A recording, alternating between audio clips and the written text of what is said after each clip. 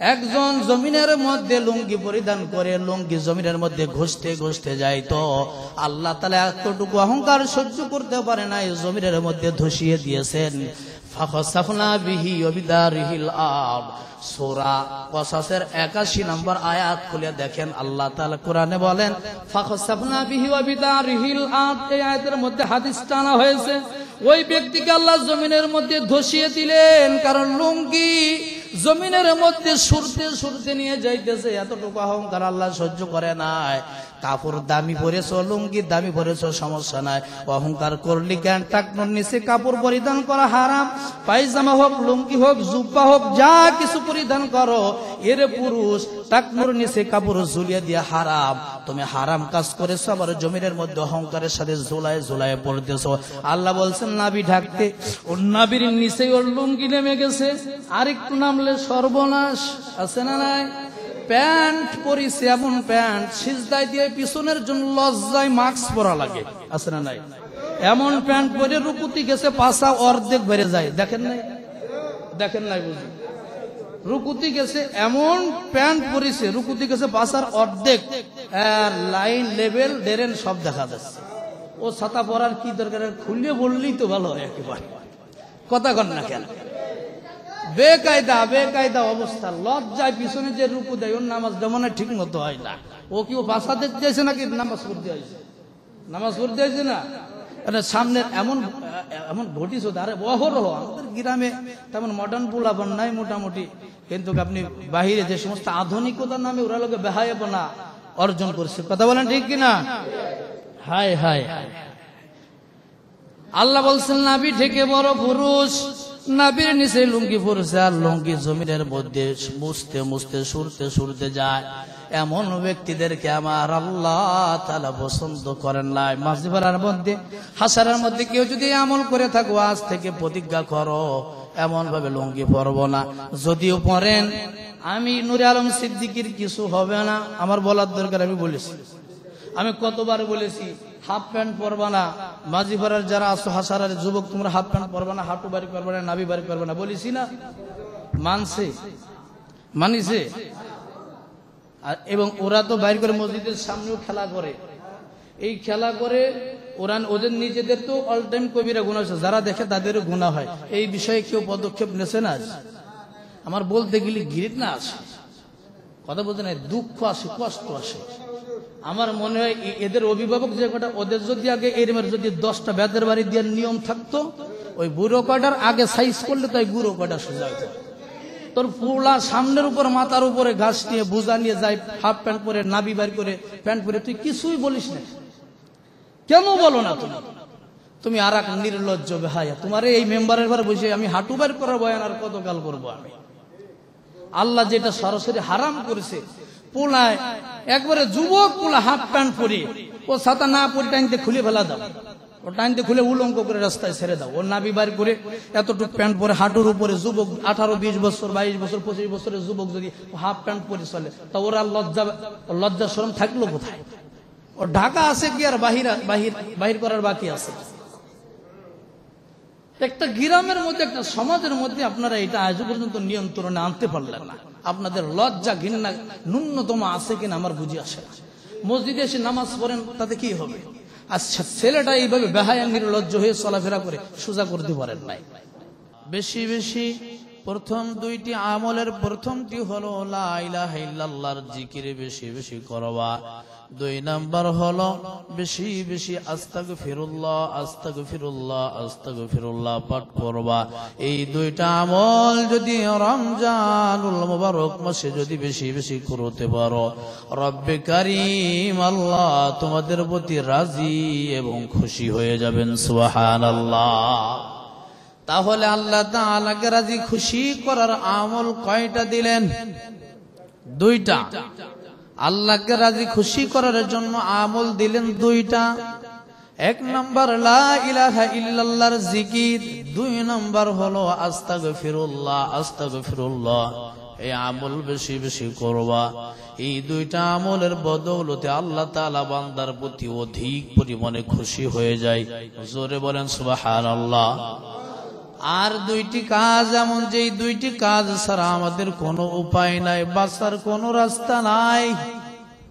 ওই দুইটি কাজ হলো আল্লাহুম্মা ইন্না নাসআলুকাল জান্নাতা ওয়া নাউযু বিকা মিনান নার।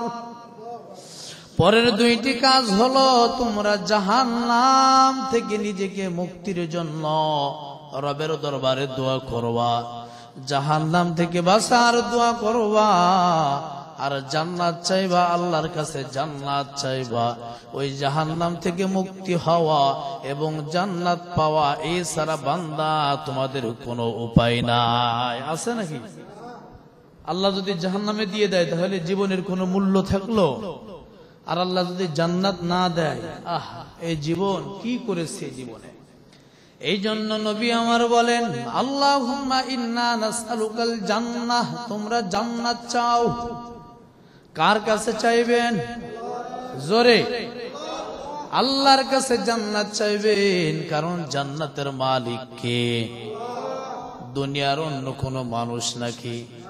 জান্নাতের মালিক আমার আল্লাহ। এই বাবু ভাই, জান্নাতের মালিক কে? আল্লাহ। জোরে কোন কে? মাশাআল্লাহ মাশাআল্লাহ। হ্যাঁ, জান্নাতের মালিক আমার আল্লাহ। তাহলে জান্নাত চাইবো আমরা আল্লাহর কাছে। আল্লাহুম্মা ইন্না নাসআলুকাল জান্নাহ ওয়া নাউযু বিকা মিনান নার। আল্লাহ, তুমি আমাদের জান্নাতের মেহমান বানাও এবং জাহান্নাম থেকে আমাদের পরিত্রাণ দাও। সুবহানাল্লাহ। এই চারটি কাজ আমরা বেশি বেশি করব তো ইনশাআল্লাহ। আল্লাহ তাআলা এই চারটি কাজ আমাদের বেশি বেশি করার তৌফিক দান করেন, বলেন আমিন। এবার আসুন, রমজানুল মুবারক মাসে আমাদের আরো কিছু ইবাদতের কথা স্মরণ করিয়ে দেওয়া হয়। যেমন অনেকগুলো ইবাদতের মধ্যে, অনেকগুলো আমলের মধ্যে উল্লেখযোগ্য একটা ইবাদত, একটা আমলের কথা স্মরণ করিয়ে দেওয়া হয়, যার নাম হলো সদকাতুল ফিতর এবং যাকাত। কথা বলেন, যাকাত ফিতরা, এটা আরবি মাসের হিসাব করে 1 বছর অতিক্রম হইলে যাকাত দিতে হয়। কিন্তু মানুষ রমজান মাসে দেওয়ার নিয়ত করে, চেষ্টা করে, এই জন্য যা রমজান মাসে ফজিলত বেশি, সওয়াব বেশি, নেকি বেশি। এই জন্য আমার যাকাত, আমার দান, আমার ফিতরা, আমার সব আমলগুলো যদি আমি রমজান মাসেই করি, অনেক সওয়াবের ভাগীদার হব। এই জন্য মানুষ রমজান মাসে যাকাত দেওয়ার নিয়ত করে, রমজান মাসে যাকাত দেয়। অথচ আরবি মাস গণনা করে 1 বছর অতিক্রম হইলেই কিন্তু যাকাত দিতে হয়। অথচ বন্ধুরা আমার, কারো যদি রমজান আর এই রমজান থেকে আগামী রমজান এর মাঝখানে আগামী 6 মাস পরে যদি সম্পদের মালিক হয়, তাহলে আগামী 6 মাস আবার ঘুরে আসবে। মানে এই রমজান থেকে আগামী 6 মাস পর আপনি সম্পদের মালিক হইলেন, আবার 1টি বছর ঘুরে এই রমজান অতিক্রম করে আবার ওই 6 মাস পর্যন্ত যাইবে, 1 বছর হবে, তখন আপনার যাকাত ফরজ। অথচ আমরা, আমাদের উপরে যদি কারো 6 মাস 8 মাস হয়, তখন কিন্তু যাকাত আদায়ের বিষয়ে আমাদের প্রতি জবরদস্তি করা হয় নাই। অথচ আমরা রমজান মাস নির্ধারণ করে নিয়েছি, কারণ ফজিলত অর্জনের মাস। এই মাসে বেশি বেশি নেকি অর্জন করা যায়, এই জন্যই আমরা রমজান মাসে যাকাত দিয়ে থাকি। কথা বলেন ঠিক কিনা বন্ধুরা আমার? আল্লাহ রাব্বুল আলামিন বলেন, যারা দুনিয়ার বুকে যাকাত দিতে কৃপণতা করবে, তাদের কিছু শাস্তির কথা আল্লাহ তাআলা উল্লেখ করেছেন।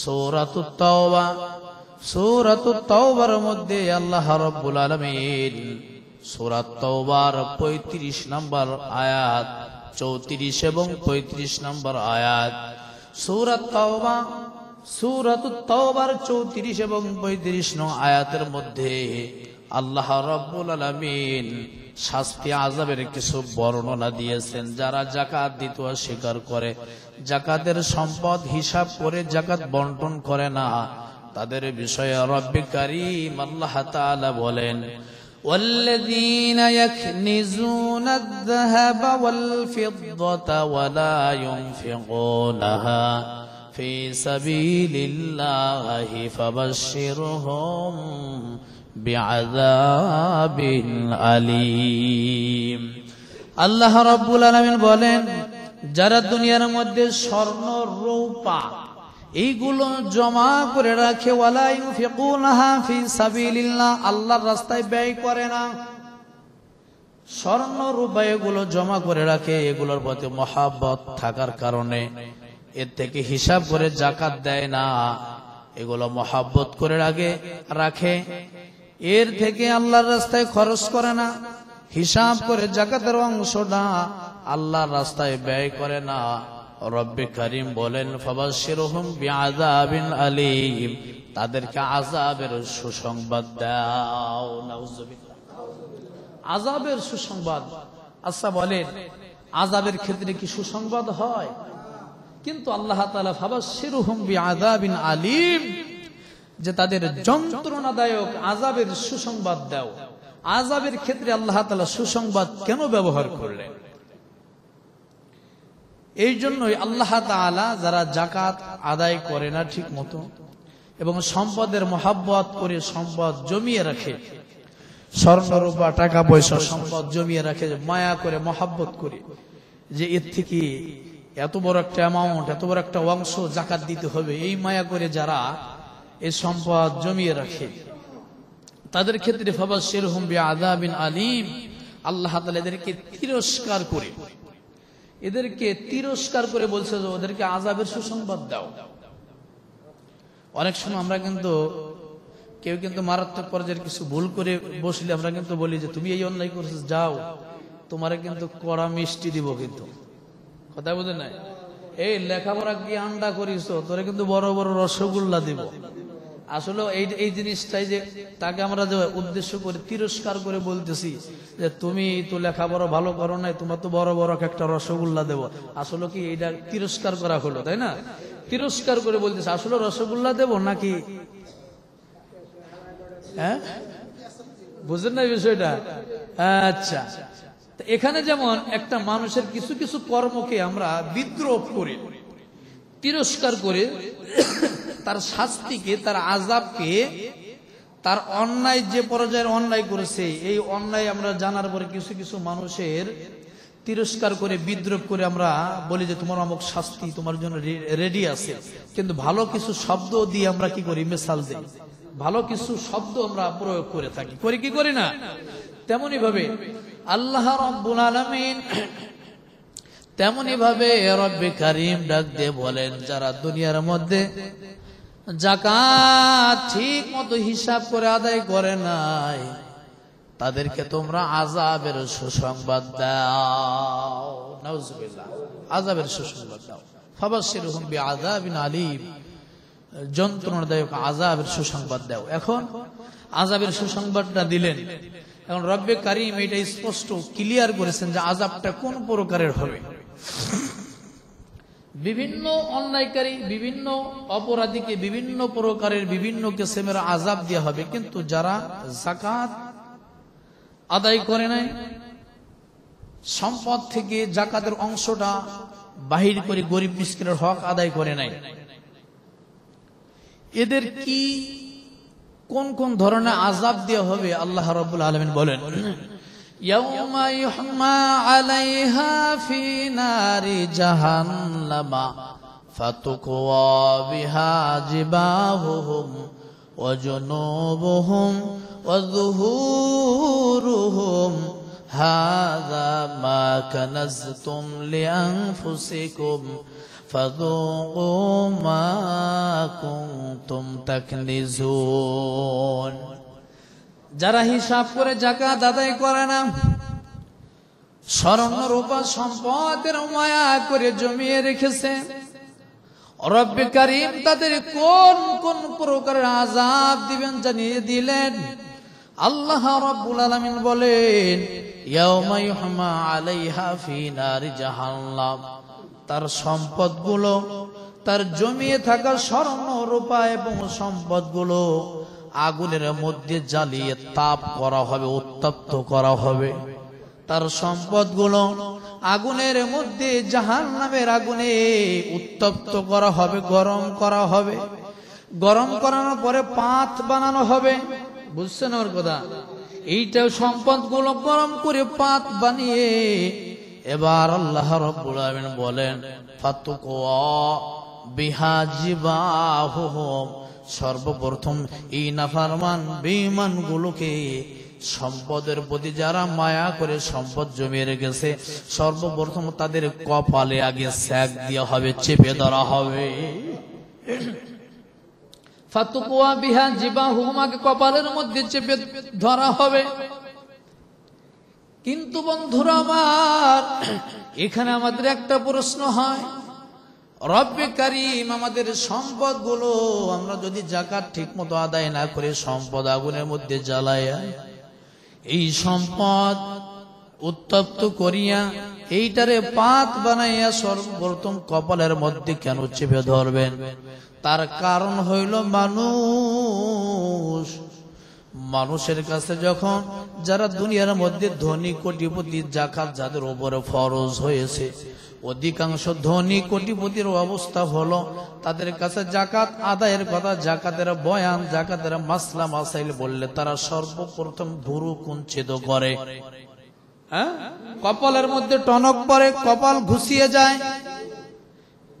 সাধারণত যদি তার গেটের মধ্যে যদি 5 থেকে 10 জন যদি ভিক্ষুক গেটের মধ্যে নক করে, গেটের মধ্যে নক করার সঙ্গে কপাল এইভাবে ঘুষিয়ে যায়। এত ফকির ছিল কোথায়? বলে কি বলে না? এত ফকিরদের জ্বালায় রাস্তাঘাটে চলাফেরাই করা যায় না, ছিল কোথায়? অথচ উনি কিন্তু 10 জন ফকিরকে 10 টাকা করে দিলে মাত্র কত দেয়া হলো? 10 জন ফকিরকে উনি 10 টাকা করে দিলেন, কত হইল? 100 টাকা দিছে 10 জন কি। অথচ উনি কিন্তু টাকা পয়সার অভাব নেই, অথচ উনি কি করেছিল? এই কপালের চামড়া ঘুষাই গিয়েছিল। এত ফকির, আল্লাহ এদের জ্বালায় চলাফেরা করা যায় না, মানে ভুরু একেবারে ঘুষিয়ে যায় আর উপরের দিকে উঠে যায়। হ্যাঁ, আমি কিন্তু দেখাচ্ছি কিভাবে এর ভুরু উঠে যায় উপরের দিকে। হ্যাঁ হ্যাঁ, এই জন্য আল্লাহ তাআলা সর্বপ্রথম আগে তার এই সম্পদগুলোকে আগুনে উত্তপ্ত করে আগে তার কপালের মধ্যে আগে চেপে ধরবে। তারপর বন্ধুরা আমার অজনুবুহুম, তারপরে সাইড গুলোতে তাকে চেপে ধরা হবে। এতটা তাপ আর এতটা গরম এমন ভাবে চেপে ধরা হবে যার কারণে গায়ের চামড়া গুলো মুহূর্তের মধ্যে পুড়ে যাবে, আবার নতুন চামড়া গজাবে, আবার চেপে ধরা হবে। কুল্লামা নাদিজাত জুলুদুহুম বাদদাল্লাহুম জুলুদান গায়রাহা লিয়াযুকুল আযাব। হাশারের মুসলমান বুঝো, যখন আগুনের এই তাপ পাতগুলো গরম করে করে চামড়ার মধ্যে চেপে ধরা হবে, তখন চামড়াগুলো একেবারে ঝলসে যাবে, আবার নতুন চামড়া গজাবে, আবার চেপে ধরা হবে, আবার নতুন চামড়া গজাবে। এইভাবে বলা হবে লিয়াযুকুল আযাব, এইভাবে আযাব তোমরা ভোগ করতে থাকো। এরপরে ওয়াজুহুরুহুম হাযা মা কানাজতুম, তারপরে তার পিঠের চামড়ার মধ্যে চেপে ধরা হবে, এইভাবে আয়রন করা হবে। এইভাবে ইস্তারিটা যেমন আমরা কাপড়ের মধ্যে এইভাবে চেপে ধরে ডলা দেই, এমনই ভাবে আগুনের মধ্যে উত্তপ্ত করা সম্পদের পাতগুলো পিঠের মধ্যে এইভাবে ঘষা দেওয়া হবে, চেপে ধরা হবে। আর বলা হবে হাযা মা কানাজতুম লিআনফুসিকুম, তোমার জন্য তুমি যে সম্পদ মায়া করে করে জমা রেখেছিলে সেই সম্পদ এইগুলো। এই সম্পদের জবান খুলবে, সম্পদগুলো বলবে আনা মালুকা ওয়া আনা কানজুকা, তোমার সেই জমাকৃত সম্পদ, জমাকৃত মাল আমরা। ফাযুকু মা কুনতুম তাকনিজুন, আল্লাহ তাআলা জানিয়ে দেন এ বান্দা এ নাফরমান এইভাবে আযাব ভোগ করতে থাকো। যে সম্পদ জমা করে রেখেছিলে ঠিক মতো যাকাত দাও নাই, ওই সম্পদ তোমার জন্য আযাবের কারণ হয়ে দাঁড়াবে। বন্ধুরা আমার, এই সম্পদ আযাবের কারণ হয়ে দাঁড়াবে। এই সম্পদ আমার আপনার কোনো উপকারে আসবে না। ইয়াউমা লা ইয়ানফাউ মালু ওয়ালা বানুন ইল্লা মান আতাল্লাহা বিকলবিন সালিম। ওই সম্পদ পরকালে কোনো উপকারে আসবে না। এবং দুনিয়ার মধ্যে যদি বদকার সন্তান রেখে যাও, এই সন্তানও কোনো উপকারে আসবে না। আল্লাহ বলেন ইয়াউমা লা ইয়ানফাউ মালু ওয়ালা বানুন ইল্লা মান আতাল্লাহা বিকলবিন সালিম। দুনিয়ার মধ্যে যদি বদকার সন্তান রেখে যাও, এই সন্তান দ্বারা কোনো উপকৃত হইবা না। দুনিয়ার বুকে যদি নেককার সন্তান রেখে যাও, সন্তান দ্বারা উপকৃত হইবা। আর দুনিয়ার মধ্যে আল্লাহর দিয়া সম্পদ যদি আল্লাহর রাস্তায় ব্যয় করো, আল্লাহর রাস্তায় যদি খরচ হয়, এই সম্পদ তোমার পক্ষে কথা বলবে। এই সম্পদ তোমার পক্ষে সাক্ষী হয়ে দাঁড়াবে। সুবহানাল্লাহ। আর যদি সম্পদ সঠিক রাস্তায় যদি ব্যয় না করো, তাহলে এই সম্পদই তোমার আযাবের কারণ হবে। এই সম্পদ কোনো উপকারে তোমার আসবে না। কথা বলেন ঠিক কিনা? এই জন্য বন্ধুরা আমার, দুনিয়ার মধ্যে সম্পদশালী 3 শ্রেণীর মানুষ বড় অহংকারী হয়। কয় শ্রেণীর? 3 শ্রেণীর মানুষ বড় অহংকারী হয়। 1 নম্বর হলো হঠাৎ সম্পদের মালিক হয়ে যাওয়া। হঠাৎ সম্পদের মালিক যে ব্যক্তি হয়ে যায়, ইনি বড় অহংকারী হয়ে যায়। 2 নম্বর হলো বন্ধুরা আমার, আর এক শ্রেণীর মানুষ হলো কৃপণ ব্যক্তি। কৃপণ ব্যক্তি ও যদি হঠাৎ করে সম্পদের মালিক হয়ে যায়, ও তখন কি হয়ে যায়? অহংকারী হয়ে যায়। কি হয়? অহংকারী হয়ে যায়। এইভাবে বন্ধু আমার 3 শ্রেণীর মানুষ আছে, যারা সম্পদের মালিক হইল অহংকারী হয়ে যায়। আল্লাহ রাব্বুল আলামিন এই মানুষগুলোর সম্পদগুলো ভালো কাজে ব্যয় করার সুযোগ তাদেরকে দেয় না। বন্ধুরা আমার, যার দৃষ্টান্ত হলো মিস্টার কারুন। কি নাম? আল্লাহ তাআলা বলেন এই কারুন ছিল নেহায়েত গরিব মানুষ। কারণ কি ছিল? অনেক গরিব মানুষ ছিল। এই কারুন গরিব মানুষ ছিল, কিন্তু আল্লাহ রাব্বুল আলামিন তাকে কি করলেন? সম্পদের মালিক বানায় দিলেন। কি বানায় দিলেন? হঠাৎ কতটা সম্পদের মালিক তিনি হয়ে গেলেন। এতটা সম্পদের মালিক আল্লাহ তারে বানায় দিলেন। শুধু একটু শুনেন, আল্লাহ তাআলা বলতেছেন কোরআনে যে কত সম্পদের, দেখেন মাথায় ধরে কিনা। একেবারে সংসার পরিচালনা করার মতো তার অর্থ সম্পদ টাকা পয়সা কিছুই ছিল না। এতটা নেহায়েত গরিব ছিল। আল্লাহ তাআলা বলেন ইন্না কারুনা কানা মিন কওমি মূসা ফাবাগা আলাইহিম ওয়া আতাইনাহু মিনাল কুনুজ মা ইল্লা মাফাতিহাহু লাতানু বিল উসবাতি উলিল কুওয়া। সূরাতুল কসাসের ৭৬ নম্বর আয়াতের মধ্যে আল্লাহ রাব্বুল আলামিন জানায় দিলেন, রব্বে কারীম সূরাতুল কসাসের ৭৬ নম্বর আয়াতের মধ্যে জানিয়ে দিলেন কারণ ছিলেন একেবারে নিঃস্ব গরিব, কিন্তু আল্লাহ তাআলা তাকে হঠাৎ অনেক সম্পদের মালিক বানায়া দিলেন। কতটা সম্পদের মালিক? ওয়া আতাইনাহু মিনাল কুনুজি মা ইন্না মাফাতিহাহু লাতানু বিল উসবাতি উলিল কুওয়া। এতটা সম্পদের মালিক আমার আল্লাহ বানাইলেন, যে সম্পদের বড় বড় অনেক বড় বড় গোডাউন ছিল। যেই গোডাউন কত বড় বড় আর কত সংখ্যক গোডাউন ছিল রে বন্ধুরা আমার। যেই গোডাউনের চাবি বহন করতে শক্তিশালী একদল যুবক লাগতো। মা ইন্না মাফাতিহাহু লাতানু বিল উসবাতি উলিল কুওয়া। শক্তিশালী একটা যুবক লাগতো। কেউ কেউ লিখেছেন ৭০ জন শক্তিশালী যুবকের প্রয়োজন হয়তো শুধু গোডাউনের চাবি বহন করতে।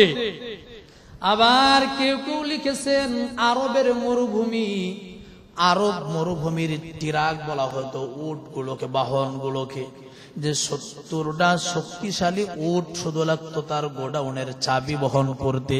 তাহলে কতগুলো গোডাউন আর চাবি কত পরিমাণে, তাহলে কত সম্পদের মালিক হয়েছিল মাথায় ধরে।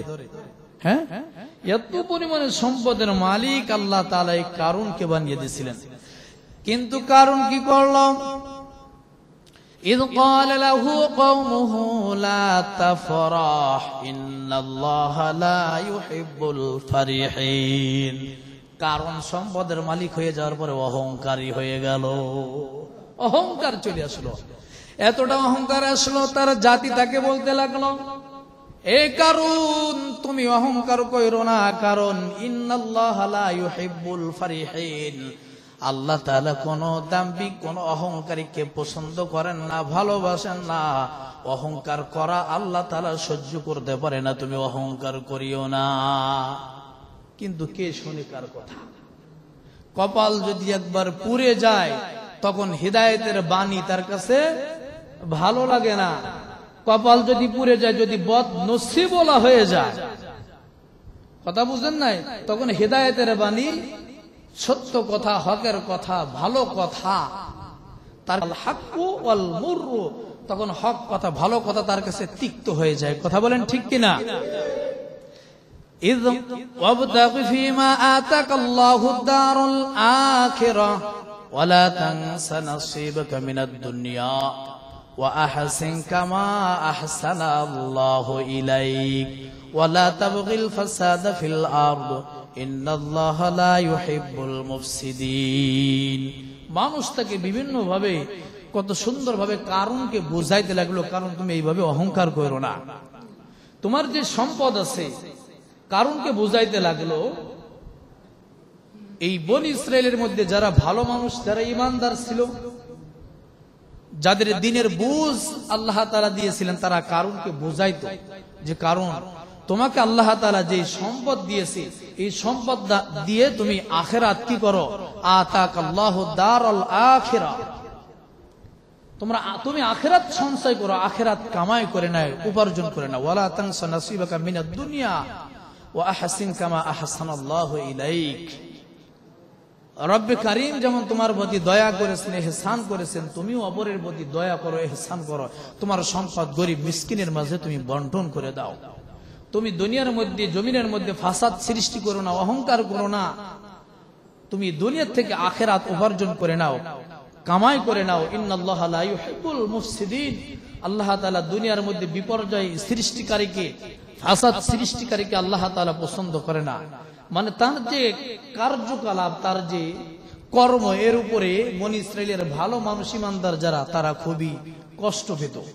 তার কথা, তার অহংকার, তার চলাফেরা দেখে খুবই কষ্ট পেত, যার কারণে তাকে বুঝ দিতে লাগলো। কারণ যার সাথে শক্তিতে পারা যায় না, তখন তাকে কি নরম ভাষায় সুন্দর করে বুঝানো, এটা হলো মুমিন ঈমানদারের খাসলাত। কথা বলেন ঠিক কিনা? এত সুন্দর করে বুঝাইতো, কিন্তু কারণের মনের মধ্যে কোনো হিদায়াতের কথা, কোনো কথা, কোনো বুঝই তার অন্তরে ধরতো না। অবশেষে সে কি একটা উত্তর দিল জানেন?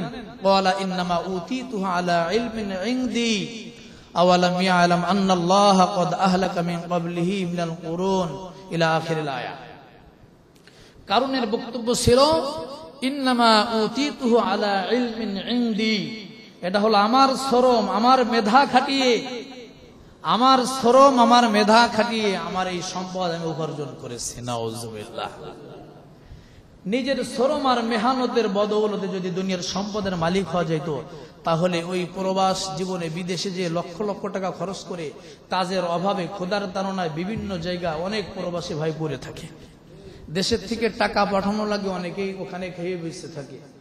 অনেকেই ওই দেশে যাওয়ার পরে কান্নাকাটি যে কোনো মতে আমার কামাই উপার্জনের দরকার না, আমি দেশে ফিরে যেতে চাই, কিন্তু মন চাইলেই তো ফিরে আসা যায় না। আমি তো গত 2 বছর আগে যখন আমি উমরাতে গিয়েছিলাম, তখনও আমি কুমিল্লা জেলার একটা ছেলে, আরো কয়েকটা ছেলেকে আমি তাদের কারগুজারি, তাদের অবস্থা শুনলাম, খুবই দুঃখ, খুবই কষ্ট লাগলো। আমাদের হাজিদের যে হোটেল থেকে আমরা অনেক সময় আমরা ভাত, কিছু কিছু খানা আমি দেখেছে আলাদা করে, মানে বাসিয়ে কিছু খানা তাদের জন্য আমি কয়েকদিন তাদের খানার ব্যবস্থা পর্যন্ত করে দিয়েছি। মানে প্রবাস জীবন যে কত কষ্টের জীবন। এ দূর থেকে আপনি ছেলের সাথে, আপনার আত্মীয় স্বজনের সাথে ভিডিও কলে যখন আপনি কথা বলেন, তখন ছেলে কিন্তু ভালো একটা পিছনে, ভালো একটা ওয়াল, ভালো একটা বিরাসির পাশে দাঁড়িয়ে ভিডিও কলে কথা বলে আপনাকে দেখায় যে আমি খুব স্বাচ্ছন্দ্যে, খুব ভালো আছি। কত কষ্টের জীবন তারা প্রকাশ করে না। যখন কষ্ট পেতে পেতে দেওয়ালে পিঠ ঠেকে যায়, তখন কিন্তু বাসায় দেশের মানুষের কাছে তখন প্রকাশ করে। এই জন্য প্রবাসীদের প্রত্যেকটা টাকা, আর আমাদের যাদের ছেলে, যাদের বাবা, আত্মীয় স্বজন থাকে, তাদের আমরা এটা যেন মনে না করি যে টাকার মেশিন, এটা মনে করি না। তার টাকার মূল্যায়ন আমরা করতে হবে। কারণ বিক্রমপুরের অধিকাংশ মানুষ বিদেশে বিভিন্ন রাষ্ট্রে বাহিরে থাকেন, এই জন্য তাদের টাকা বেহুদা অনর্থক কোনো কাজের জন্য আমরা খরচ করে উড়ায় না দিই। তাদের যে শ্রম মেহনতের এই কদর আমরা যেন করি। আমার কথাটা বুঝে আসছে? তা কারণ বলতেছিল, এটা হলো আমার উপার্জন, এটা আমার মেধা, আমার শ্রমের বিনিময়ে আমি এত সম্পদের মালিক হয়েছি। বলেন, মানুষ যদি কঠোর সাধনা পরিশ্রম করে, আল্লাহ যদি তাকে না দেয়, সে কখনো সম্পদের মালিক হতে পারে? কখনো হওয়া সম্ভব? বলেন না। কিন্তু আল্লাহ তাআলা বলেন, বান্দা তুমি চেষ্টা করো, তোমার জন্য যতটুকু আমি লিখে রেখেছি, তুমি তোমার শ্রম মেহনতের মাধ্যমে তোমার সেই উপার্জন যতটুকু তোমার জন্য আমি লিখে রেখেছি, সেই জায়গা মতো শ্রম মেহনত করতে করতে তুমি সেই জায়গা মতো পৌঁছে যাবা। মানুষ বিবাহ শাদীর ক্ষেত্রে মেয়ে দেখতে দেখতে কতগুলো মেয়ে দেখা হয়ে যায়, তারপরে যে দেখে যে এমন জায়গায় বিয়ে হয়, মানে যেখানে লেখা ছিল ওই মেহনত করতে করতে দেখতে দেখতে যেখানে লেখা ছিল সেখানেই কিন্তু যায়। কিন্তু সরাসরি আল্লাহ কাউকে নিয়ে যায়, আবার কাউকে আল্লাহ তাআলা 2-4 মাস 2-1 বছর ঘুরাই ঘুরাই সেখানে নেয়। কথা বলেন ঠিক কিনা?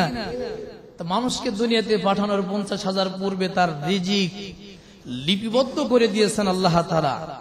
এর মধ্যে আল্লাহ তাআলা আবার দোয়া নামের একটা শক্তি, দোয়া, আদ-দুআউ হুয়াল ইবাদা, দোয়া আমরা যে প্রার্থনা করি, দোয়া করি, এই দোয়া হলো একটা বিশেষ আলাদা একটি ইবাদত। আমাদের বিভিন্ন ইবাদত আছে, কিন্তু দোয়া ভিন্ন একটা ইবাদত। দোয়া করা, আল্লাহর কাছে চাওয়া, আল্লাহর কাছে প্রার্থনা করা, এটা ভিন্ন একটা ইবাদত। এই জন্য দোয়া এমন একটি শক্তিশালী ইবাদত যে দোয়ার শক্তি দিয়ে, দোয়ার বরকতে আল্লাহ তাআলা অনেক সময় মানুষের লিখিত তাকদীর আল্লাহ তাআলা কলমটা কুদরতি কলম দিয়ে ঘুরায় আবার নতুন করে লিখে দেয়। সুবহানাল্লাহ। মানে দোয়া এমন একটা শক্তিশালী, পাওয়ারফুল একটি ইবাদত। কোন একজন আল্লাহর বুজুর্গ, উনি ওনার কাফেলা নিয়ে উনি রওনা করেছেন, পথিমধ্যে দেখেন একজন আল্লাহর বান্দা, একজন সাকি, মানে পানি বিক্রয় করতেছে আর দোয়া করতেছে, আল্লাহ যে আমার থেকে 1 গিলাস পানি 1 দিরহামের বিনিময়ে 1 গিলাস পানি ক্রয় করে খাবে, আল্লাহ তুমি ওই ব্যক্তির প্রতি রহম করো। সুবহানাল্লাহ। এই দোয়া দেখে এই আল্লাহর ওলি, এই বুজুর্গ, বিশাল বড় কাফেলা ওনার সাথে, উনি কি করলেন, 1 গিলাস পানি তার থেকে ক্রয় করলেন, পানি পান করলেন। খাদেম, শাগরেদ, মুরিদ যারা ছিল তারা বললেন, হুজুর আপনি তো রোজা ছিলেন। বলে, আরে বাছারা, আমি তো নফল রোজা ছিলাম। আল্লাহর বান্দা, আমি তো নফল রোজা ছিলাম, তো নফল রোজার তো কাজা নেই, নফল রোজার কাজা নেই। আমি পরবর্তীতে নফল রোজা রাখার সুযোগ আমি পাইবো, আল্লাহ চাহেন তো, আর না রাখতে বললেও আমার কোনো গুনাহ নাই। তবে এই ব্যক্তি যেভাবে দিল থেকে দোয়া করতেছে, আমার দিল সাক্ষী দেয় যে আল্লাহ ওর দোয়া কবুল করবে। এই ব্যক্তির দোয়া হয়তো আমি নেক্সট টাইমে, পরবর্তীতে হয়তো বা পাবো না, তা তার 1 টাকার বিনিময়ে যদি আল্লাহ তাআলা আমার প্রতি রহম করে, তিনি এত বড় বুজুর্গ, বড় আলেম, তারপরে একটু রহমত, একটা মানুষের দোয়া নেয়ার জন্য কতটা পাগল পারা যে আমি তার থেকে 1 গিলাস পানি ক্রয় করে নিলাম, তার দোয়া যদি আল্লাহ কবুল করে, তা আল্লাহ তাআলা আমার রহমতের চাদরে আবৃত করে নেবেন। সুবহানাল্লাহ। এই জন্য মানুষের থেকে দোয়া নেন, অভিশাপ নিয়েন না। কুওয়াতেনে কি নাদারি বদমাকুন বর ওজুদে খদসাতুম বে হদমাকুন। যদি কারো থেকে দোয়া নিতে না পারেন তো বদদোয়া নিয়েন না। কারো প্রশংসা করতে পারেন নাই তা তাহলে তার বদনাম করিয়েন না। কারোর সাথে ভালো ব্যবহার করতে পারেন নাই তো খারাপ ব্যবহার করেন না। কারো প্রশংসা করতে পারেন নাই, পিছনে বসে বসে গিবাত শিকায়েত করেন না। এমন বদ গুণের মানুষ নিজেকে আপনি বানায়েন না। আল্লাহ তাআলা হেফাজত করেন, বলেন আমিন। কারণ এর বক্তব্য হলো যে আমার নিজের চেষ্টা মেহনতের ফসল আমার এই সম্পদ। এখানেও সে আরো এক ধাপ অহংকার বাড়াই দিল। কথা বলেন ঠিক কিনা? এবং কারণ যখন মানুষের মধ্যে বাহির হইত, فخرج على قومه في زينته قال الذين يريدون الحياة الدنيا يا ليت لنا مثل ما أوتي قارون إنه لذو حظ عظيم فخرج على قومه في زينته। কারণ যখন হঠাৎ সম্পদের মালিক হয়ে গেল, এই সম্পদের মালিক হওয়ার পর তখন মানুষের মধ্যে জাতির সামনে যখন সে বাহির হইতো, নিজেকে পেশ করত, তখন সে খুব চাকচিক্যভাবে খুব সাজসজ্জা করে মানুষের মধ্যে বাহির হইতো। আর এমন ভাবে সাজসজ্জা করে তো মানুষের মধ্যে চলতো খুব অহংকারের সাথে। আমার নিজে অনেক দেখা আছে, ফকিন্নির থেকে কোটিপতি, একটা দামি জামা গায়ে দিয়ে এমন ভাবে চলাফেরা করে মানুষ, সে তার চলাফেরার মধ্যেই প্রকাশ পায় অহংকার ভাব। মানুষ যেন করে জিজ্ঞাসা করে, তোর জামাটা সুন্দর হয়েছে, তোমার পাঞ্জাবিটা সুন্দর হয়েছে। মানুষ কেন জিজ্ঞাসা করে না? তার মনের ভাব, অহংকারীদের ভাব হলো, মনের ইচ্ছা হলো যে আমি হঠাৎ সম্পদের মালিক হইলাম, আমি এক সময় এর উপযুক্ত ছিলাম না, এখন দামি দামি জামা পোশাক পরিচ্ছদ পরিধান করি, মানুষ যেন আমার পোশাকের প্রশংসা করে। এই অহংকার মনোভাব নিয়ে জমিনের মধ্যে বিচরণ করে এমন অহংকারী আছে না? না, আল্লাহ তাআলা এদেরকে পছন্দ করেন না। আল্লাহর নজরে এরা ঘৃণিত। এরা এমন অহংকার তাকাব্বুর থেকে আমাদেরকে রব্বে কারিম হেফাজত করেন, বলেন আমিন। এবার যখন তার অহংকার বেড়েই চলল, হাসরের মুসলমান দামি পোশাক পরিচ্ছদে পরিধান করতে কোনো নিষেধ নাই, কিন্তু একটা কথা মনে রাখবেন, আমার মধ্যে যেন কোনো প্রকারের অহংকার যেন না আসে। কারণ অহংকার হলো একমাত্র স্বভাব আমার আল্লাহর জন্য। অহংকার আমার আল্লাহর চাদর। রব্বে কারীম বলেন, কেউ যদি অহংকার করে আমি আল্লাহর চাদর ধরে টানাটানি করলো। এই জন্য সাবধান, অহংকার করবা না। দামি দামি খাবার খাও, দামি গাড়িতে চলো, দামি পোশাক পরিচ্ছদ পরিধান করো, কিন্তু সাবধান, খবরদার নিজের মধ্যে কোনো প্রকারের অহংকার রাখবা না। আল্লাহ রাব্বুল আলামিন সূরা আরাফের মধ্যে বলেন, ইয়া বানি আদম খুযু যিনাতাকুম ইনদা কুল্লি মসজিদ। রব্বে কারীম ডাক দিয়ে বলেন, আরে বান্দা, তোমরা 5 ওয়াক্ত নামাজে যখন আসো তখন সাজসজ্জা গ্রহণ করো। তার মানে সাজসজ্জা গ্রহণ করা, দামি পোশাক পরিধান করা, উত্তম পোশাক পরিধান করা, খুশবু ব্যবহার করা নিষেধ নাই।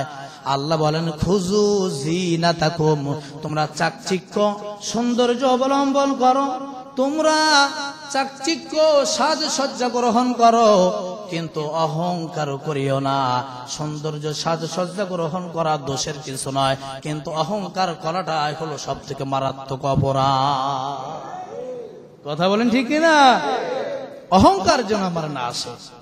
রব্বে কারীম আমাদেরকে সাজসজ্জা করতে আমাদেরকে নিষেধ করেন নাই। তুমি গরিব থেকে ধনী হয়েছো, দামি 5,000 টাকা দামের গজের কাপড় পরো, নিষেধ নাই। সামর্থ্য অনুযায়ী লক্ষ লক্ষ কোটি কোটি টাকার মালিক, তুমি 2 কোটি টাকার গাড়ি ব্যবহার করো, সমস্যা নাই, কিন্তু ভিতরে যেন অহংকার না আসে। নমনীয়, নম্র, ভদ্র হও, বিনয়ী হও।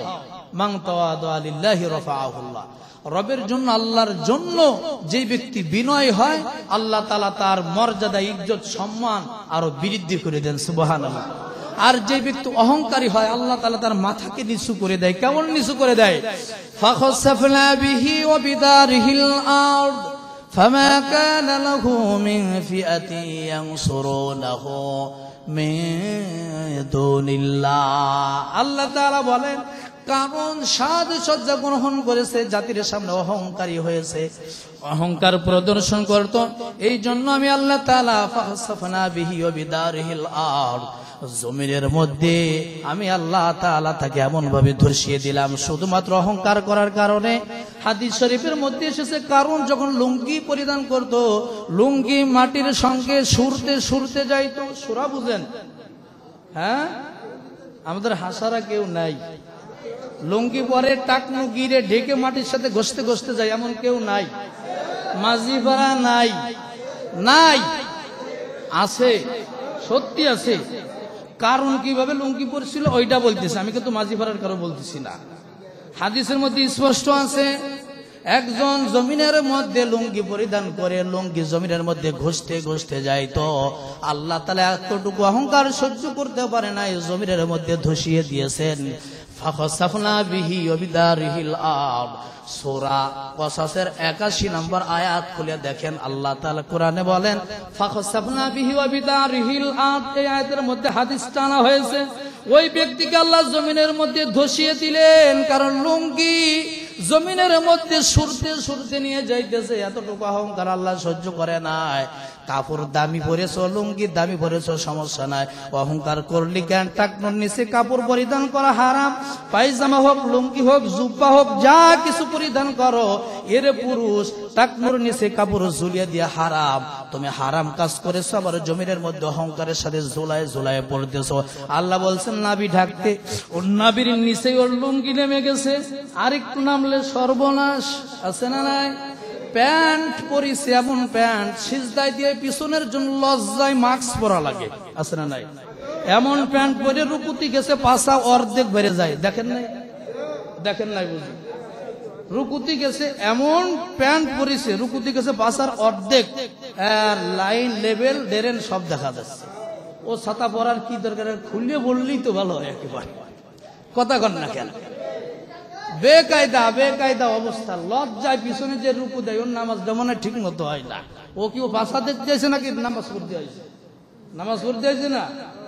সামনের এমন এমন ঘটিস, আরে অহরহ আমাদের গ্রামে তেমন মডার্ন পোলাপন নাই মোটামুটি, কিন্তু আপনি বাহিরে যে সমস্ত আধুনিকতার নামে ওরা লোকে বেহায়াপনা অর্জন করছে। কথা বলেন ঠিক কিনা?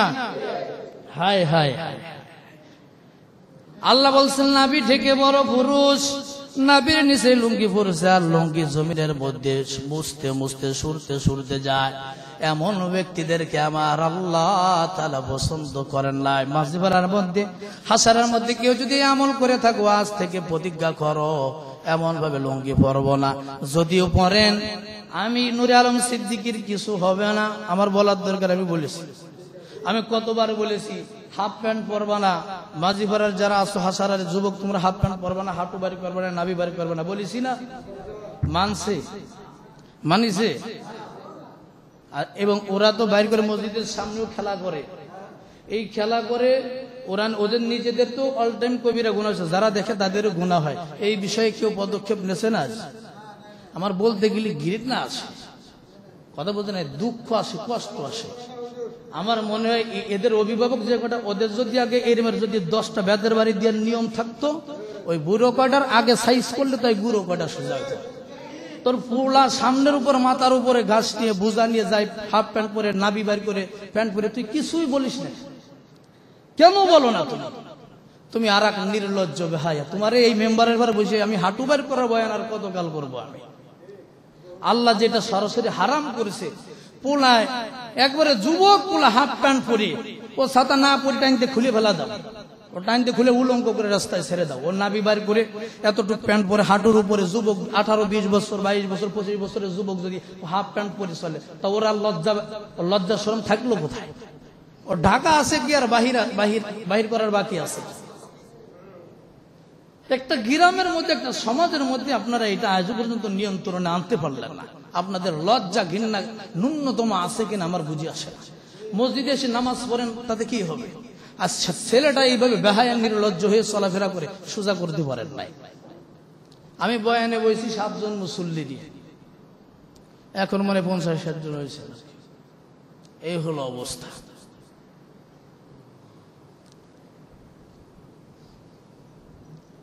এই হলো আমাদের অবস্থা।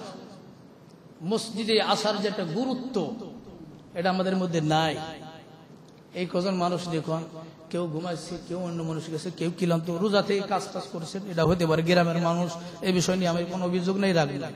আপনারা পরিশ্রমে মেহনত করেন, হ্যাঁ, বাবের হোটেলে বসে খান না, এই জন্য ক্লান্তি দুর্বলতা জীবনে ঘুম আসতেই পারে, এটা স্বাভাবিক। কিন্তু একটু আগে আগে আসার চেষ্টা করা, এটা শুধু রমজান মাস না, আমরা 12 মাসই আমরা মসজিদে আমরা আসার ক্ষেত্রে আমরা খুব পিছিয়ে থাকি। যাই হোক, যে বিষয়টা চলতেছিল যে অহংকার করা, অহংকার করে পোশাক পরিধান করা যাবে না। এখানে অনেক বাবা আছেন, অনেক মুরব্বী আছেন, নিজের ছেলে এগুলো হাফ প্যান্ট পরে থাকে, আপনি একবারও তাকে ধমক দিচ্ছেন, আপনি শাসন করছেন, আপনি কিছু আপনি এই প্যান্টগুলো কিনতে জাহান্নামের পোশাক, এগুলো জাহান্নামের পোশাকগুলো পরিধান করলো, আপনি এইগুলো নিয়ে শোকেসের থেকে আলমারি থেকে নিয়ে এগুলো আপনি জ্বালিয়ে দেন না, এখানে আগুনে জ্বালিয়ে দেন না। আপনার ছেলে আপনার সন্তান জাহান্নামের পোশাক কেন পরে? আপনি কেন কিছু বলেন না?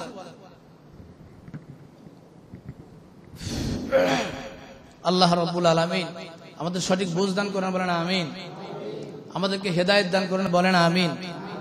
আমাদের ঈদের আনন্দ বলতে আমরা কি বুঝি? নতুন কাপড় চোপড় পরিধান করা এবং নতুন একটা সুন্দর শু, নতুন জুতা, এগুলো মার্কেটে যে সুন্দর জামা পাঞ্জাবি, সুন্দর শার্ট প্যান্ট ক্রয় করা, এইটাই তো আমরা ঈদের আনন্দ বুঝি। আসলে ঈদের আনন্দ বলতে আসলে কি বোঝায়? ঈদের আনন্দ কাদের জন্য আল্লাহ তাআলা দিয়েছেন? ঈদের আনন্দ হলো ওই মানুষের জন্য, তাদের জন্য যারা রমজান মাসে যাবতীয় গুনাহ থেকে নিজেকে বিরত রেখেছে এবং গুনাহের জন্য রোনাজারি কান্নাকাটি করছে, আল্লাহর কাছ থেকে তওবা ইস্তেগফার করে নিয়েছে, গুনাহ মাফ করায় নিতে পেরেছে। এই ব্যক্তির জন্য হলো আল্লাহ তাআলা ঈদুল ফিতর দান করেছেন। তাছাড়া এই যে ঈদুল ফিতর সব থেকে বেশি কেনাকাটা, পোশাক পরিচ্ছদ, এইগুলো এই কেনাকাটা মার্কেটে যাওয়ার হই হুল্লোড় তাদের মধ্যে বেশি, যাদের তারাবিও নাই, রোজাও নাই, কোন সাহারি ইফতারি কিছু না, রমজান মাসের যে ইবাদতের প্রতি কোনো ভ্রুক্ষেপ কিছু নাই। ওরা এক একজন দেখেন কত হাজার হাজার টাকার মার্কেট শপিং করা নিয়ে ব্যস্ত, আছে না নাই? এইটাই ওরা ঈদের আনন্দ করে নিয়েছে। অথচ আল্লাহ তাআলা এই বেঈমানদেরকে বলেছে ওরা যেন ঈদের মাঠেই না আসে। ঈদের জামাত, ঈদের নামাজ আমি আল্লাহ তাআলা তাদের জন্য দিয়েছি যারা রমজান মাসে রোজা রেখেছে, সিয়াম সাধনা করেছে, যাবতীয় গুনাহ থেকে নিজেদেরকে বিরত রেখেছে। আল্লাহ তাআলা তাদের জন্যই দিয়েছেন এই রমজানুল মুবারক মাসের পরে ঈদুল ফিতরের নামাজ। সুবহানাল্লাহ। খলিফাতুল মুসলিমিন হযরত ওমর রাদিয়াল্লাহু তাআলা আনহু হঠাৎ করে সাহাবীরা দেখলেন ঈদুল ফিতরের জামাত শুরু হয়ে যাবে, কিন্তু খলিফাতুল মুসলিমিন ওমর ফারুক রাদিয়াল্লাহু তাআলা আনহুকে আর খুঁজে পাওয়া যায় না। তিনি নামাজের ইমামতি করবেন, কিন্তু তিনাকে খুঁজে পাওয়া যায় না। মুসলিম জাহানের দ্বিতীয় খলিফা সকলে খোঁজ করতে বাহির হইলেন। খোঁজ নিতে দেখলেন ওমর রাদিয়াল্লাহু তাআলা আনহু তিনার ঘরের দরজা বন্ধ করে দিয়ে ছোট্ট বাচ্চারা নাই ফুফায়া ঘরের মধ্যে আওয়াজ করে করে কান্না করতেছেন। সাহাবীরা দরজার মধ্যে নক করলেন, দরজা খুলতে চাইলা। অনেকক্ষণ পর দরজা খুলে দিলেন। সাহাবীরা লক্ষ্য করে দেখলেন ওমর রাদিয়াল্লাহু তাআলা আনহু যে সাহাবী, তার সিদ্ধান্ত আল্লাহর কাছে পছন্দ হয়, যার সিদ্ধান্ত অনুযায়ী আল্লাহ রাব্বুল আলামিন কোরআনের মধ্যে 20 থেকে 21 জায়গা আয়াত নাজিল করেছে। ওমর রাদিয়াল্লাহু তাআলা আনহু কান্না করতে করতে চোখ লাল হয়ে গেছে, চোখের পানির ফোঁটাগুলো দর দর করে পড়তেছে। সাহাবীরা জিজ্ঞাসা করলেন, ওগো খলিফাতুল মুসলিমিন, আপনি কেন ঈদের নামাজে আপনাকে খুঁজে পায় না? আপনি ঈদের সালাতে কেন যান না? সব মানুষ ঈদের নামাজ আদায় করার জন্য সবাই ময়দানে উপস্থিত হয়ে গেছে, আপনাকে কেন খুঁজে পাওয়া যায় না? আপনি কেন অনুপস্থিত? আর ঈদের দিন, খুশির দিন আপনি কেন কান্না করেন? ওমর খলিফাতুল মুসলিমিন ওমর রাদিয়াল্লাহু তাআলা আনহু ডাক দিয়ে বললেন, এ সাহাবীরা শুনে নাও, ঈদের আনন্দ তো তার জন্য যেই ব্যক্তির গুনাহ মাফ করাইতে পেরেছে, কিন্তু আমি ওমর, আমার বড় ভয় হয় আল্লাহ তাআলা এই রমজানে আমি ওমরকে মাফ করেছে কিনা। কত বড় সাহাবী, যে সাহাবীর জান্নাতের সার্টিফিকেট আল্লাহ তাআলা জীবিত অবস্থায় দুনিয়ার মধ্যে জান্নাতের ঘোষণা দিয়েছে। অথচ বন্ধুরা আমার, সেই ওমর ঈদের নামাজ পড়বে না, তিনার ভয় হয় আল্লাহ তাআলা আমাকে মাফ করেছেন কিনা, এই ভয়ে ঘরের দরজা বন্ধ করে কান্না করতেছেন। আমি কোন মুখ নিয়ে আমি ঈদের ময়দানে যাব? আমার রব, আমার আল্লাহ যদি আমাকে মাফ না করে, ঈদগাহের ময়দানে এমন মুখ আমি কেমন করে আমার আল্লাহকে দেখাবো? কত বড় তাকওয়ার, কত ভয় অন্তরে, আল্লাহর প্রতি কত ভয় ছিল। এরা হাসারের মুসলমান, আমাদের ঠিক মতো তারাবির সালাত আদায় করার বিষয়ে আমরা একেবারে গাফেল। আবার আমরা ঠিক মতো রোজাও রাখিলাম। এই রমজান আল্লাহ তাআলা আমাদেরকে উপঢৌকন হাদিয়া স্বরূপ দিলেন, রমজানের কদর গুরুত্ব আমাদের মধ্যে নাই। অথচ দুনিয়ার কেনাকাটা নিয়ে এতটাই ব্যস্ত হয়ে গেছি যে ইবাদতের প্রতি কোনো ভ্রুক্ষেপ নাই। অথচ আল্লাহ রাব্বুল আলামিনের সম্মুখে আমি আপনি বেঈমানের কাতারে দাঁড়াই নাকি ইমানদারদের কাতারে দাঁড়ায়, এইটা বিষয় নিয়ে, এই বিষয়টা নিয়ে একটাবারের জন্য আমার আপনার কোনো চিন্তা নাই। অথচ সাহাবীরা কেঁদে কেঁদে জারে জার হয়ে যাইতো। এবার উমর রাদিয়াল্লাহু তাআলা আনহুর স্ত্রী ডাক দিয়ে বললেন, ওগো স্বামী আমার, এই ঈদের সময় সব মানুষ তার সন্তানগুলোর জন্য নতুন কাপড়ের ব্যবস্থা করেছেন। আপনি তো রাষ্ট্রপ্রধান, আপনি তো অর্ধ পৃথিবীর বাদশা, আপনি প্রধানমন্ত্রী, আপনি তো খলিফা। আপনার সন্তানগুলোর একটা নতুন কাপড় নয়, সব পুরাতন কাপড়, ছেঁড়া কাপড়। আপনি একটা নতুন কাপড়ের ব্যবস্থা কি করতে পারেন কিনা?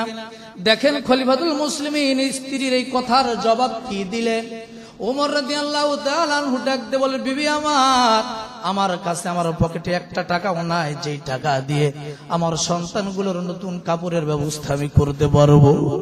অথচ ওমর বলতেছে, এ বিবি, বাইতুল মাল থেকে আমার যেই বেতন, মাসিক বেতন নির্ধারণ করা, আমি তার থেকে একটা টাকা কোনোদিন আত্মসাৎ করি না, কোনোদিন চুরিও তো করি না।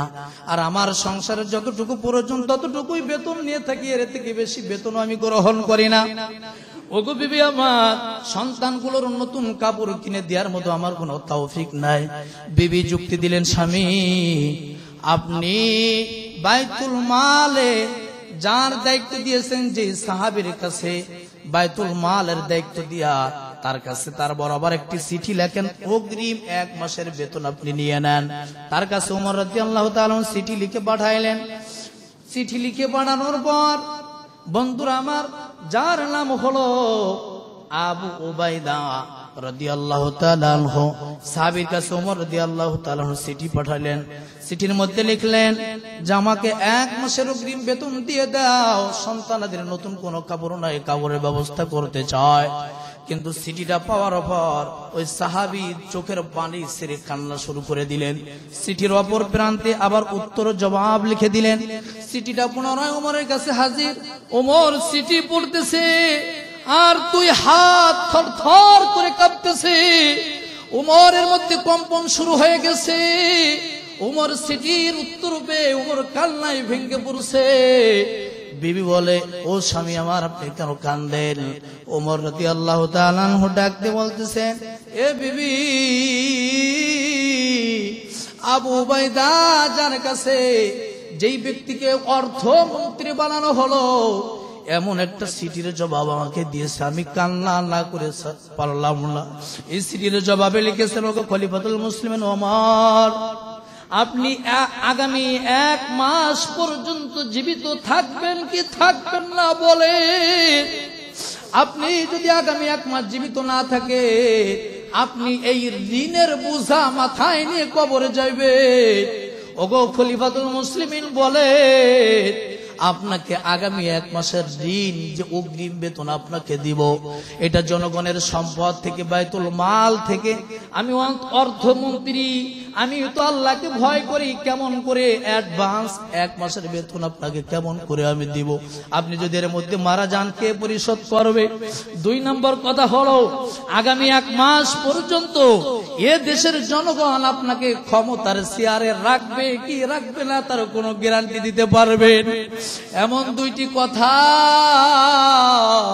আমার দেশের যদি অর্থমন্ত্রী বলতো, প্রধানমন্ত্রী তার ফাঁসির ব্যবস্থা করে দিত, ঠিক কিনা বলেন? কিন্তু ওমর রাদিয়াল্লাহু তাআলা কান্দেন আর শুকরিয়া করেন, আলহামদুলিল্লাহ, আল্লাহ আমি তোমার দরবারে শুকরিয়া আদায় করতেছি যে আমি একজন তাকওয়াবান ব্যক্তি, একজন মুত্তাকি ব্যক্তি, খোদা ভীরু আল্লাহওয়ালা ব্যক্তি, যার অন্তরে আল্লাহর ভয় সব সময় বিরাজ থাকে, এমন একজন ব্যক্তিকে আমি অর্থমন্ত্রী বানাইতে পেরেছি। আল্লাহ তোমার দরবারে শুকরিয়া আদায় করে দিয়েছি আল্লাহ। এই বলে উমরের অজর নয়নে কান্না, চিৎকার দিয়ে বলেন আল্লাহু আকবার। এমন চরিত্র, এমন জীবন আমাদের গঠন করার দরকার আছে না নাই? উমর রাদিয়াল্লাহু তাআলা আমাদের হলো, সাহাবীরা হলো আমাদের জন্য মডেল। তাদের জীবন আদর্শ যদি আমরা ফলো করি, আল্লাহ তাআলা আমাদের জীবনটাকে কি করবেন, তাদের আদর্শ যদি আমরা জীবনে ফলো করি, তাহলে আল্লাহ তাআলা আমাদের জন্য হিদায়াতের রাস্তা সহজ করে দিবেন। সুবহানাল্লাহ। তো এত বয়ান করা হয় কোরআন থেকে, হাদিস থেকে, কিন্তু এই বয়ান আমাদের কাজে আসে না। বয়ান আমাদের কাজে আসে না। তার কারণ কি জানেন? তার কারণ হলো, বয়ান কেন আমাদের কাজে আসে না, এর ছোট্ট করে একটা উদাহরণ দিয়ে আমি শেষ করে দিচ্ছি, 1 মিনিট লাগবে। তার সর্বপ্রথম মেসাল হলো, আর দুনিয়া দারুল মেসাল, দুনিয়ার দৃষ্টান্ত মেসাল দিতে হয়। মাটি হলো 3 প্রকারের মাটি। কয় প্রকার? একটা হলো আঠালো মাটি, আর একটা হলো বালু মাটি, আর একটা হলো সিমেন্টের মাটি। এই 3 মাটির গুণ হলো 3 রকমের। 3 মাটির গুণ 3 রকম। বালু মাটির মধ্যে পানি দিলে বালুতে কি করে, পানি সব খেয়ে ফেলে, কোনো উপকার দেয় না। বালু মাটিতে ফসল হয়? কথা বলেন না কেন? বালু মাটিতে পানি দিলেও শুধু পানি খেয়ে ফেলে। এটা হলো মুনাফিকি খাসলাত, মুনাফিক মাটি। কথা বুঝছেন? হেদায়েতের বয়ান, কোরআনের বয়ান আপনি করবেন, যতই আপনি করেন না কেন, এই মাটির সাথে মিল করে কিছু মানুষ থাকবে, এরা কোরআনের কথা কান দিয়ে মজা দিয়ে শুনবে, এরা করবে, সবকিছু গ্রহণ করবে, বয়ান নেবে, সবকিছু নেবে, শুধু নেবে, কিন্তু তার থেকে আমল, বিন্দু পরিমাণ আমল কখনো প্রকাশিত হবে না। কথা বুঝে আসছে? আর এক প্রকারের মাটি হলো সিমেন্টের মাটি। কিসের মাটি? সিমেন্টের মাটিতে পানি দিলে ওটা নরম হয় না, শক্ত হয়। এটা হলো কাফেরের হৃদয়। কার হৃদয়? কাফেরকে কোরআনের বয়ান শোনাইলে উপকার হয় না, হৃদয় আরো শক্ত হয়ে যায়। কথা বলেন ঠিক কিনা? তাই এটা হলো এই কাফের মানুষের সাথে ওই মাটির তুলনা করেছে। আর একটা হলো আঠালো মাটি। কি মাটি? আঠালো মাটি। আঠালো মাটিতে, আঠালো মাটি শক্ত হয়ে রয়েছে, শক্ত টনক, ওখানে পানি ঢেলে দিলে এটা কি হয়? কি হয়? যারা নরম হয়, এলাকা আঠালো মাটির সাথে যারা ইমানদার, যারা হেদায়েতের বাণী শোনার পরে যারা আমলে আনবে, হেদায়েতের পথে আসবে, এদের তুলনা করা হয়েছে আঠালো মাটির সাথে। যে ওদের দিল বিভিন্ন গুনাহের কারণে দিলটা একটু শুকনা হয়ে রয়েছে, শক্ত হয়ে গেছে, ওদেরকে হেদায়েতের বাণী শোনাইলে অন্তরটা নরম হয়ে যায়। সুবহানাল্লাহ। কথা বুঝেন নাই? আর জি, এই 3 কিসমের মাটির মধ্যে আমরা কোন মাটি হতে চাই? সিমেন্টের মাটি। সিমেন্টের মাটি কাফেরের হৃদয়। আর মুনাফিকের হলো ও সব গ্রহণ করবে, মসজিদে বসে বয়ান শুনবেই করবে। এই মসজিদের মধ্যে রমজান নাই, দিন নাই, রাত নেই, এই বসে বসে জিকির করবে, ইস্তেগফার করবে, গল্প গুজব করবে, সময় পাইলে গীবত শিকায়ত আছে, আছে না নাই? এর বিরুদ্ধে ওর বিরুদ্ধে কূটনীতি আছে না নাই? এটা হলো বালু মাটি। কি মাটি? বালু মাটি মানে কি মাটি? কি মানুষ? মুনাফিক মানুষ। কি মানুষ? এত বয়ান, এত হিদায়াতের এত কথা শুনে তারপরে এই মানে কূটনীতি আর বদনাম, গীবত, শিকায়েত, এই পিছনে আঙ্গুল দিয়া, বুঝছেন, এই লাগিয়ে দিয়া, এগুলো মসজিদের মধ্যে বসে বসে করে। আছে না নাই? মসজিদের মধ্যে বসে বসে করে। আবার এমনও আছে আল্লাহর বান্দা, আমাদের দেখলে আলহামদুলিল্লাহ খুব হাসি খুশি সালাম কালাম দিয়ে খুব ভালো ব্যবহার, পিছনে আমাদের বদনাম করতেছে। আমরা কিন্তু ওই কন্ট্রাক্টারই করেই কিন্তু এই ড্রাইভার হয়েছে। আমরা কিন্তু এগুলো বুঝি। আপনি সালাম দিচ্ছেন, ভালো মন্দ হাসি খুশি দিচ্ছেন, পিছনে বদনাম করে দিচ্ছেন। আমি আমার মুসল্লিদেরকে এখানে আমি বলি যে আমার কোনো বিষয়ে যদি আপনাদের কোনো আপত্তি থাকে আমাকে সরাসরি বলেন, আমাকে সরাসরি, আমি কষ্ট নিব না, আমি কষ্ট নিব না, আমাকে সরাসরি বলবেন আপনি ইমাম, আপনার এই এই কাজগুলো আমাদের কাছে অপছন্দনীয়, আমি শুধরাই নেব। হাদিসের মধ্যে আছে মুসল্লিদের যদি ইমামের প্রতি শরীয়ত সম্মত যদি অধিক মুসল্লিদের যদি অভিযোগ ওঠে, ওই ইমাম স্বেচ্ছায় চাকরি ছাড়িয়ে দিয়ে তার উপরে কর্তব্য, তার উপরে দায়িত্ব ফরজ, ওই ইমাম তখন ইমামতির যোগ্য না। মুসল্লিদের একাধিক মুসল্লিদের যদি অভিযোগ ওঠে শরীয়তের বিরুদ্ধে ইমামের চলাফেরা আছে, তখন অভিযোগ করলে ইমাম স্বেচ্ছায় চাকরি ছেড়ে দেয় ইমামের দায়িত্বটা। আমার বিরুদ্ধে কোনো অভিযোগ থাকলে আমাকে সরাসরি বলেন। এক মানুষ আর এক মানুষের আয়না শুরু। আমার হয়তো নিজের কিছু ভুল আমার নিজের চোখে পড়ে না, কিন্তু আপনার চোখে পড়লে সেটা আপনি আমাকে বলেন। কথা বুঝেন নাই? আমার চাকরির জীবনে আমি সব থেকে মাঝি ভাড়ার মুসল্লিদেরকে আমি বেশি আপন মনে করে নিয়েছি। কেন? এটা গাল গপ্প না। কেন? এবং আপনারা যদি আমার কে সামান্য কিছু বলেন, এটা আমি বেশি কষ্ট আঘাত পাই। কেন ভাই জানেন? এই জন্যই ভাই যে আমি গত বছর কিন্তু আপনাদের এখান থেকে যখন চলে যাওয়ার একটা পরিবেশ তৈরি হলো, আমাকে কিন্তু বেতন দিয়ে কেউ আটকাইতে পারেন নাই। আমাকে কিন্তু বেতনের কথা আমাদের হাজী সাহেব কিন্তু আমাকে বেতন বাড়াই দিয়েছেন, আমি তারপরে ওনাকে না বুঝি। তারপরে ওই যে কাসেম ভাই আমাকে ধরেছেন যে আপনার খানা আমরা খানার টাকাটা বাড়িয়ে দেই, এভাবে যুক্ত করে। তারপরে কিন্তু আমাকে না মানে রাজি করাইতে পারে নাই। আমি যখন জুম্মার মুসল্লিদের উপস্থিতি ভালোবাসা কারো চোখেও অশ্রু দেখেছিলাম, তখন কিন্তু আমি বেতন টাকার চিন্তা করি নাই। আপনারা এটা ভেবেন না যে আমরা হুজুরের বেতন বাড়িয়ে দিছি, হুজুর বেতনের কাছে আটকে যে রয়েছেন, না, এটা ভুল করবেন না। আপনাদের ভালোবাসার কাছে আমি ঠেকে গেছি, আপনাদের ভালোবাসার কাছে আমি পরাজয় বরণ করেছি, আমি নত হয়ে গেছি আপনাদের ভালোবাসার কাছে, আপনাদের আবেগের কাছে, আপনাদের চোখের পানির কাছে। আমি টাকার কাছে আমি নত হই নাই। আমার ভুল ত্রুটি হইলে আমাকে ভালোবাসা নিয়েই বলবেন, যে ভালোবাসা দিয়ে রেখে দিয়েছেন, ভালোবাসা সুরেই আমাকে বলবেন। আমি বিগত দিনে কয়েকদিন ঠিক মতো তারাবির নামাজ আমি পড়াইতে পারি না, এর মধ্যে অনেক অসুস্থতার কারণে আমি ওষুধও খাইছি, আমি ঠিক মতো দাঁড়াইতেও পারি নাই। আমি গত শুক্রবারে পিছনে যে নামাজ পড়ছি, কখনো 2 রাকাত বসে পড়ছি, কখনো দাঁড়াই পড়ছি, মানে আমি বসারও উপযুক্ত না, দাঁড়ানোর এত অস্থির। হয়তো অনেকেই বিভিন্ন কষ্ট পেতে পারেন যে হুজুর এমন করে কেন, কথা বোঝেন না।